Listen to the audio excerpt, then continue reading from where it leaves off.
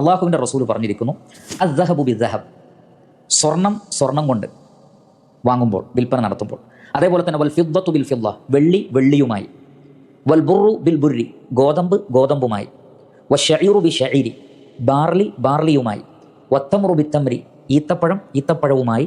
വൽ മിൽഹു ബിൽ മിൽഹി, ഉപ്പുമായി. 6 കാര്യങ്ങളായി. അതിലാദ്യം പറഞ്ഞ സ്വർണം വെള്ളി, അത് നാണയ വിഭാഗത്തിൽപ്പെടുന്നതാണ്. അക്കാലഘട്ടത്തിലാകട്ടെ അത് തൂക്കുന്നതുമാണ്.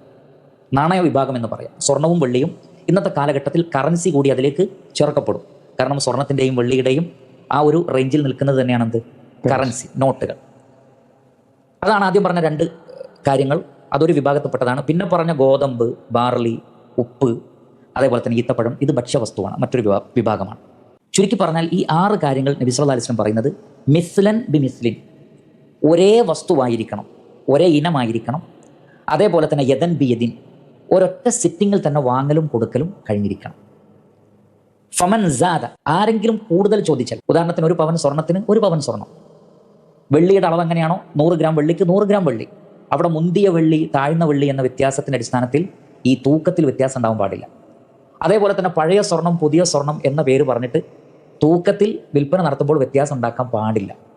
അതേപോലെ തന്നെ നല്ല ഇനം ഗോതമ്പ് മോശം ഗോതമ്പ് എന്ന് പറഞ്ഞിട്ട് അളവിൽ വ്യത്യാസം ഉണ്ടാവാൻ പാടില്ല. അതാണ് ഇവിടെ മിസ്ലൻ ബി മിസ്ലിൻ എന്ന് പറഞ്ഞത്.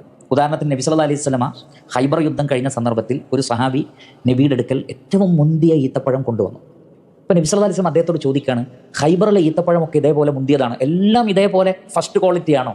അപ്പോൾ അദ്ദേഹം പറഞ്ഞു, അല്ല നബിയെ, എൻ്റെ കയ്യിലുണ്ടായിരുന്ന താഴ്ന്ന ഈത്തപ്പഴം ഇതിൻ്റെ ഇരട്ടിക്ക് ഞാൻ കൊടുത്തു. ഇപ്പോഴുള്ള ഈ മുന്തിയ ഈത്തപ്പഴത്തിൻ്റെ അളവ് എത്രയാണോ അതിൻ്റെ ഇരട്ടി ഈത്തപ്പഴം അളവിൽ ഞാൻ കൊടുത്തു, പക്ഷെ അത് താഴ്ന്ന ഇനമാണ്.